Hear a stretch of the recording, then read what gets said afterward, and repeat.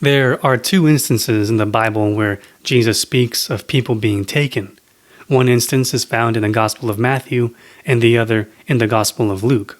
Often these verses are interpreted as people being taken off the face of the earth to heaven. Here's the bad news. The first instance where Jesus speaks of people being taken is found in Matthew 24, verses 37 through 44. Jesus said, "When the Son of Man returns, it will be like it was in Noah's day.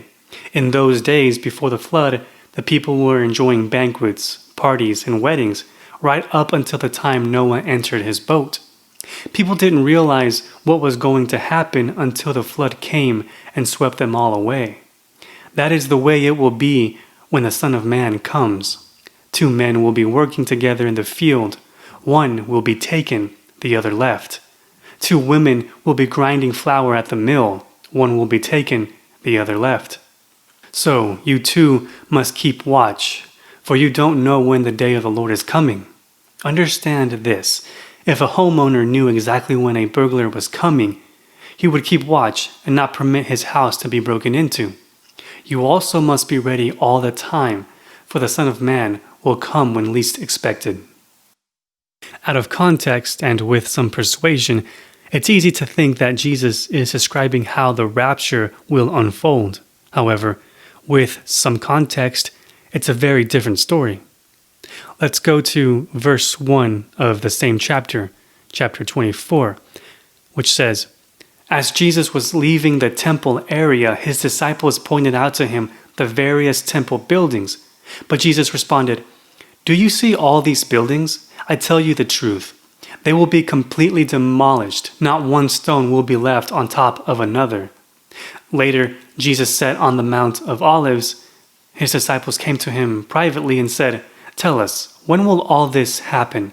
What sign will signal your return?' The end of the age." You see, the temple and all of its buildings were a sight to see for Jesus' disciples because it was the one house of God in all of Judea and in all the world. These structures were not just incredibly massive for their time and place, but also extremely ornate and beautiful. It took 46 years to build the temple.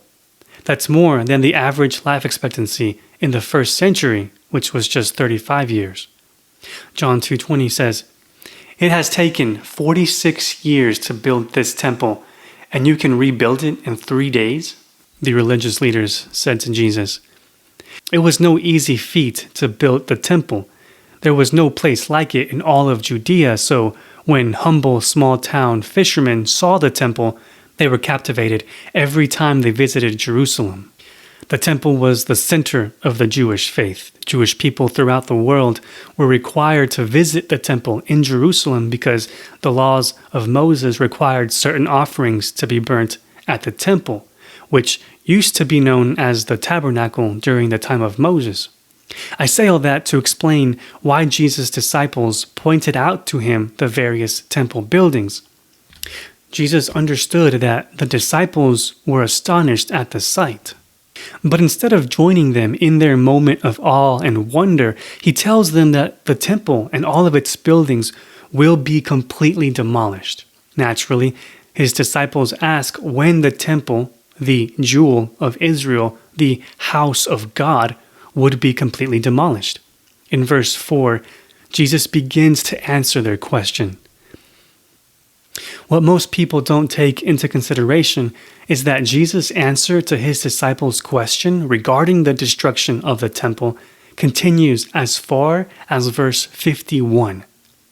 That's right, from verse 4 all the way to verse 51, Jesus is talking specifically about when and how the temple is going to be destroyed. That includes verses 37 through 44, where Jesus talks about people being taken. Doesn't that change everything? Let's break down Jesus' response to his disciples. Verses 4 through 8 are about false messiahs, threats of war, actual war, and famines and earthquakes.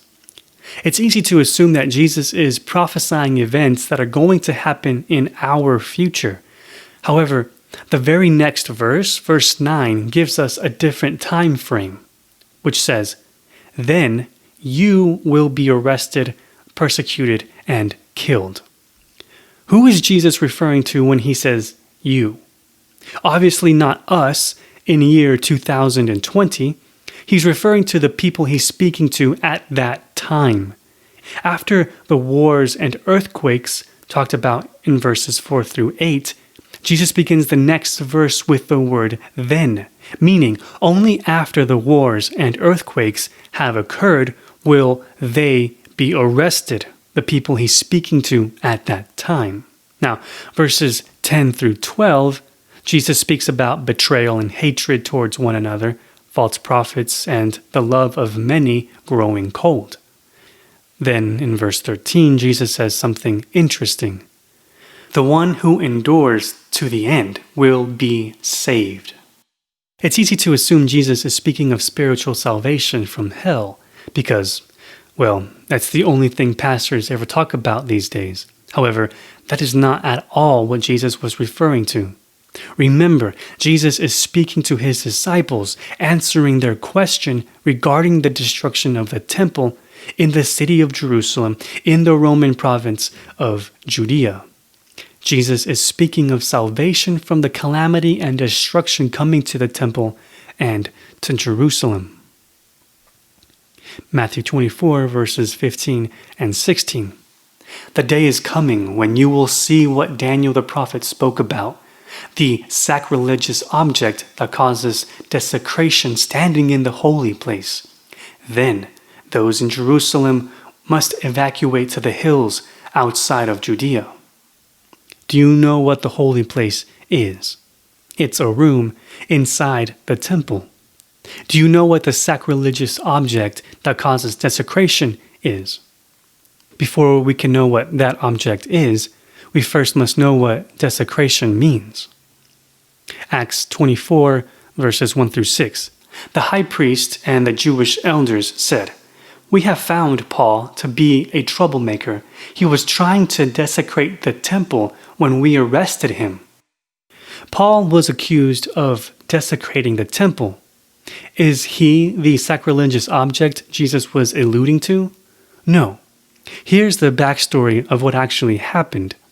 Acts 21, verses 27 through 29. A mob grabbed Paul while he was in the temple courtyard, yelling, "Men of Israel, help us. This man defiles this holy place by bringing in Gentiles." Earlier that day, they had seen him in the city with a Gentile from Ephesus, and they assumed Paul had taken him into the temple. The mob accused Paul of desecrating the temple by allowing a non-Jewish person into the temple courtyard. So, the holy place is the temple. The act of desecration is a Gentile stepping foot on temple property. Therefore, the sacrilegious object is any non-Jewish person. What non-Jewish people would want to enter the temple? What Jesus was saying was, once Gentile Roman soldiers infiltrated and occupied the temple, it was time for all Jews to run for their lives away from the city, because at that moment, Rome would completely begin to demolish the temple. But they wouldn't stop at just destroying buildings.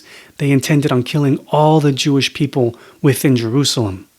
The question is why? Why does Rome want to destroy the temple and kill all the Jews? Kate Lones wrote in an article in the Encyclopedia Britannica called Siege of Jerusalem, where she says, 63 years before Christ, Rome took control of Jerusalem. The divide between monotheistic and polytheistic religious views caused clashes between Jews and Gentiles. This friction, combined with the oppressive taxation and unwanted imperialism, caused the first Jewish revolt against Rome in year 66, which was about 33 years after Christ died. The revolt was successful at first.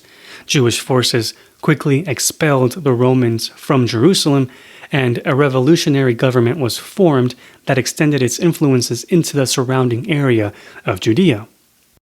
However, in April of year 70, about the time of the Passover, the Roman general Titus took back control of Jerusalem. Since the Passover was taking place, the Romans allowed Jews to enter the city, but once they were in, he refused to let them leave. This was done strategically as to deplete food and water supplies within Jerusalem. Within the walls, the Zealots, a militant anti-Roman group, struggled keeping good relations with their fellow Jews, which weakened the resistance even more. The Romans then built a wall around the city of Jerusalem to cut off supplies to the city completely in order to starve the Jews to death. By August of the same year, the Romans had breached Jerusalem's final defenses and massacred much of the remaining Jewish population that hadn't already died of starvation. They also destroyed the temple. Rome celebrated the fall of Jerusalem by erecting a monument called the Ark of Titus, which still stands today a few yards from the Roman Colosseum, both of which are huge tourist attractions today. This event also explains why the western wall of the Temple Mount in Jerusalem is also referred to as the Wailing Wall. Jews weep there over the destruction of the temple that occurred in year 70, roughly 37 years after Jesus spoke the verses we are currently discussing. Ironically, the Jewish leaders expected this siege to occur if they allowed Jesus to continue teaching their gospel. As we read in John 11:48, the leading priests and Pharisees said, "If we allow him to go on like this, soon everyone will be believing in him. Then the Roman army will come and destroy both our temple and our nation." John 11:50, then the high priest replied, "It's better that one man should die for the people than for the whole nation to be destroyed." The priests and the Pharisees decided to crucify Jesus to keep Rome from destroying the temple and everyone in Jerusalem. However, it was the violent rebellion of the Jews that caused the Roman siege, something that the teachings of Jesus sought to mitigate. Sadly, Jesus knew that the Roman siege was inevitable, so he warned people to flee from Jerusalem altogether when the holy place was taken over by the Roman soldiers, instead of staying to fight. Matthew 24:17 through 21, Jesus said, "A person out on the deck of a roof must not go down into the house to pack. A person out in the field must not return even to get a coat. How terrible it will be for a pregnant woman or for a nursing mother in those days. And pray that it will not be in the winter or the Sabbath when you flee, for there will be a great anguish." Isn't it clear what Jesus is describing? Why would the rapture be a horrific thing for all pregnant and nursing women? Jesus never mentions the spiritual belief of these women. Those days won't be terrible for only non-Christian pregnant women. It'll be terrible for all pregnant women, regardless of their belief. Matthew 24:23 through 24. "Then, if anyone tells you, 'Look, here is the Messiah,' or 'There he is,' don't believe them. For false messiahs and false prophets will rise up and perform great signs and wonders, so as to deceive, if possible, even God's chosen people." Let's recall a previous episode in which we learned about the meaning and purpose of a Messiah. A Messiah was expected to rescue and save Israel from its oppressor, which at that time was Rome. Militant Jewish groups rose up and attempted to convince people to join their cause in revolting against Rome, seemingly to rescue, save, and liberate Israel from Rome. Because of their heroic cause, the leaders of those groups were also being called Messiahs and Christs. Be it that Jesus would no longer be physically present during the siege, many Jews doubted Jesus was the Messiah who would rescue and save them, So they chose to follow other messianic figures who they could physically see.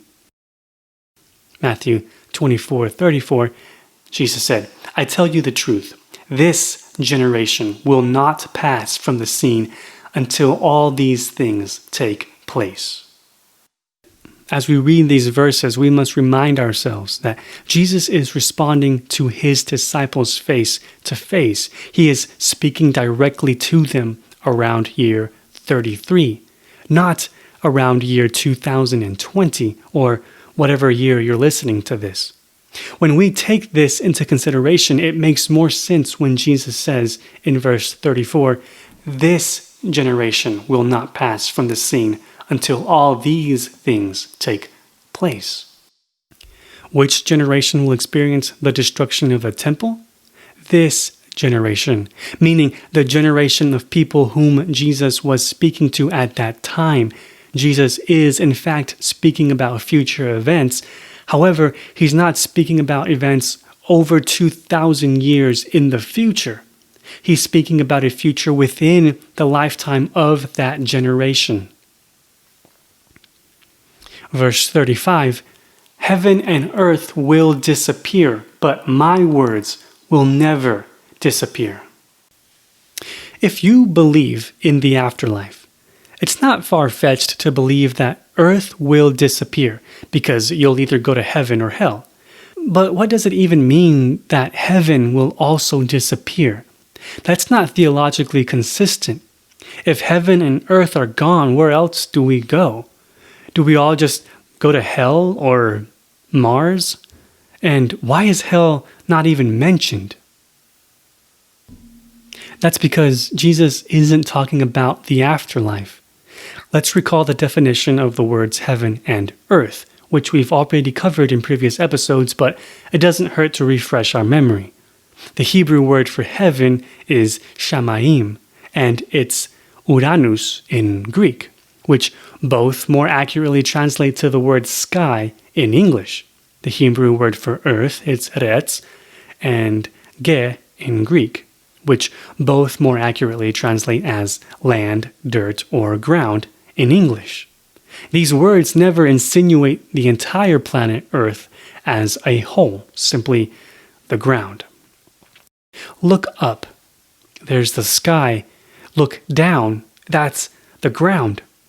To ancient Hebrews, nothing existed beyond the sky, and nothing existed below the ground. Their entire reality, life, and world existed within the boundaries of the sky and the ground. Jesus is not saying the literal world is going to disappear. He's using a figure of speech. For example, when something tragic and terrible happens to someone, it's common for us to say that their world has been shattered. Or when someone has an amazing time on a date, it's common for that person to say, "He or she shook my world." So when Jesus said, "The sky and the land will disappear," what he's actually saying is, life as you know it is going to change. But if you stick to what I've taught you, you'll be okay. I know it's a drastic change in your theology to have once thought that Jesus was saying that the afterlife heaven and the planet Earth were going to be destroyed in your future, to now knowing that Jesus was simply saying the future lives of people living in Jerusalem at that time were going to be shattered and completely altered by the Roman Empire. I know that's a drastic change in your theology, but it's an important one, because with context, we can now know what Jesus is actually saying. Now, here is what we've been waiting for. We are finally at the part where people are going to be taken. Matthew 24, verses 37 through 39. Jesus said, "When the Son of Man returns, it will be like it was in Noah's day. In those days before the flood, the people were enjoying banquets and parties and weddings right up to the time Noah entered his boat. People didn't realize what was going to happen until the flood came and swept them all away. That is the way it will be when the Son of Man comes. Do you remember the story of Noah and the ark? Let me summarize it real quick. All people lived on earth. A flood came and wiped out those who did not listen to Noah's instructions given to him by God. Therefore, only Noah and his family were left alive on earth. The rest of humanity had been taken. In the days of Noah, staying on earth was a good thing, and being taken was bad. If Jesus claims that the return of the Son of Man will be like the days of Noah, then the idea of the rapture is very odd. Verses 40 and 41, 2 men will be working together in the field. One will be taken, the other left. 2 women will be grinding flour at the mill. One will be taken, the other left. Growing up, I was taught to believe that the ones taken were the lucky ones, the good believers who were being taken to heaven. I was taught to believe that the return of the Son of Man was a good thing because it meant I was going to leave this earth and be taken to heaven. I was taught to believe everything that Jesus talked about in these verses hasn't happened yet, but will happen someday in my future. Every generation expects the rapture, yet none ever experience it. Every pastor says the time is near, yet the time is never near. Almost 2,000 years after Jesus talked about people being taken, and Christians believe that it's right around the corner, year after year. How many more years have to go by before the idea of the rapture begins to fall apart? 10 years? 50? 100? 1,000? 100,000 years? The sad truth is, a belief as manipulating in fear as the rapture will never lose its credibility over time, because time is relative. It requires wisdom and understanding biblical context. Jesus wasn't talking about Christians being taken to heaven. He was talking about the death of Jews living in Jerusalem, Christian or not. The taken are the ones who will die, not the ones who will live. The takers are the Roman soldiers, not God. The ones left behind are the ones who survive the siege, not the unbelievers. The time frame is within the lifetime of Jesus' disciples and their generation, not thousands of years later. Take a moment to meditate on those facts. Matthew 24:43-44. If a homeowner knew exactly when a burglar was coming, he would keep watch and not permit his house to be broken into. You also must be ready at all times, for the Son of Man will come when least expected. The Son of Man coming sounds like a nightmare. If the coming of the Son of Man is the rapture, then why would Jesus compare it to a burglar breaking into your house? If you believe in the rapture and you want Jesus to come into your house and take you, then it's no longer a scenario of a burglar breaking in. You're simply welcoming a friend into your home. But that's not what Jesus is saying. Rather, he's describing a scenario in which one must defensively guard their home from someone dangerous forcefully breaking in. I don't know how much more I need to say to convince you that this wasn't something Christians or non-Christians should have looked forward to. This was bad for every Jew in Jerusalem. Now, at last we have reached the final verses of chapter 24, which are verses 45-41. Jesus shares a parable of a faithful servant and an unfaithful servant. Here's a quick summary. A faithful servant is one who can take care of the other household servants and feed them. When the master returns, he will put that servant in charge of all he owns. An unfaithful servant beats the other household servants and never shares food or drink with them. When the master returns, he will cut that servant into pieces and assign him a place with the hypocrites. At first glance, it's easy to assume that Jesus is speaking of our fate in heaven or hell after we die. However, with context, that interpretation is no longer reasonable. You see, because the first servant isn't described as going to heaven because he never died in the parable. He was simply given a promotion. He was rewarded for simply taking care of the other servants. That's it. We're not told he was given a promotion for believing in Jesus, and we're not told that he went to heaven. Those assumptions are irrelevant to the parable. He took care of others, so he was given a higher position at his job. That's it. No talk of the afterlife. Keep this in mind when thinking about the unfaithful servant. If the plot regarding the good servant is about workplace behavior and promotions, then naturally the same plot applies to the bad servant because it's a direct comparison. The second servant isn't described as going to hell because he never died either. You might say he was cut to pieces. Of course he died.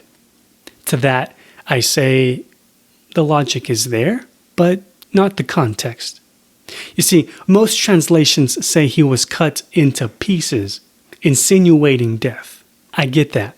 However, what is strange is that the earthly master, after apparently killing his servant, then assigns the unfaithful servant a place with the hypocrites.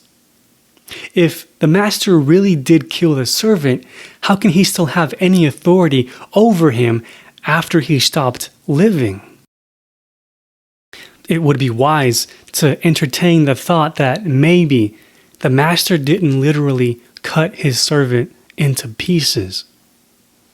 If we go to Acts chapter 3, verse 23, Moses said, "Anyone who will not listen to that prophet will be completely cut off from God's people." Moses isn't literally physically cutting people who refuse to listen to the prophet. He is figuratively cutting people off from the Hebrew community. Those who don't listen and obey will no longer be part of God's people. They are assigned a place with the hypocrites outside the family. Another example in Genesis 17, verse 14, any male who fails to be circumcised will be cut off from the covenant family for breaking the covenant. Do you see the wordplay there? Any male who does not cut off their foreskin will be cut off from the family. The Hebrew word used in that verse for cut off is karath, which can mean so many things, such as to cut, cut off, cut down, cut out, cut a covenant, cut off a body part, eliminate, kill, behead, or to destroy. So you see, karath can be used to figuratively or literally cut things off. When speaking about the unfaithful servant, Jesus was painting a picture of a disobedient person being separated from where they once belonged. The master didn't literally cut the servant into pieces. Rather, he cut the servant off from the job he once had. He fired the servant. Instead of giving him a promotion like he did the good servant, he simply let the bad servant go. He assigned him a place with the other unemployed servants. In summary, the good servant fed and took care of others, so he was given even more responsibility and honor within the master's family. The bad servant beat others and wasted his time eating and drinking, so he was shamed and cut off from the master's family. Both servants lived at the end, neither died.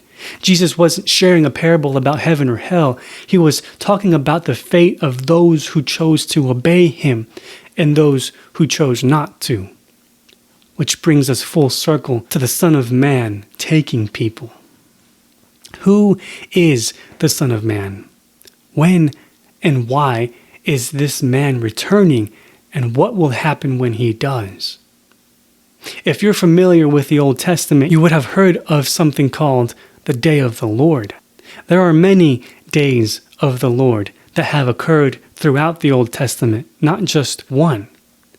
If a city was destroyed or conquered by another city, that day was classified as the Day of the Lord. Or if an oppressed people are freed from oppression, that is also the Day of the Lord. Any change of power or authority in ancient times was considered to be an act of God. If one nation enslaves another nation, it's because the sins of the enslaved nation finally caught up to them. God was punishing them. Therefore, it was the day of the Lord. Or like when Israel escaped Egypt, it's because God forgave their sins. He saved them from Pharaoh, destroying Egypt of their sins for oppressing Israel as a result. That too was the day of the Lord. The day of the Lord is a day in which the sins of the people are finally judged. They experience the mighty hand of God through the army of an opposing nation. This same concept is attributed to the return of the Son of Man. That's why when Jesus told his disciples that the temple would be completely demolished, their first question was, "What sign will signal your return?" Don't you find that odd? Jesus tells them that their city is going to be destroyed, and their first question is, when will Jesus return? As if they already had the understanding that the return of Jesus would initiate the destruction of the city. The disciples understood that the return of the Lord, Jesus, would bring along judgment for the sins of Jerusalem. The return of Jesus was not viewed as a day in which good believers would be taken to heaven, rather a day in which the consequence of the sins of Israel would finally be dealt with. Which is why Jesus was telling those in Jerusalem, those who had the sense enough to listen, to flee for the hills outside of Judea as soon as Roman soldiers began to desecrate the holy place within the temple. Let's reread what Jesus was saying to them. Matthew 24:17 through 21. A person out on the deck of a roof must not go down to the house to pack. A person out in the field must not return even to get a coat. How terrible it will be for a pregnant woman and for a nursing mother in those days. And pray that your flight will not be in the winter or in the Sabbath, for there will be great anguish. 40 through 41, 2 men will be working together in the field. One will be taken, the other left. 2 women will be grinding flour at the mill. One will be taken, the other left. Keep watch, for you don't know the day the Lord is coming. Be ready at all times, for the Son of Man will come when least expected, like a burglar breaking into your home.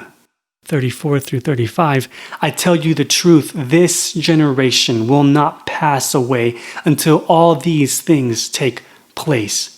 The skies above and the ground below will be destroyed. Your entire world will be shattered. But if you trust what I am telling you, you will be saved. Do you see? Jesus is not describing a glorious time when Christians are going to be taken to another place.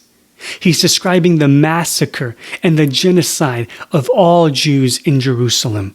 The return of the Son of Man was not a good day.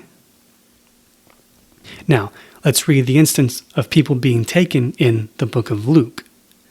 Luke 17, verses 26 through 35.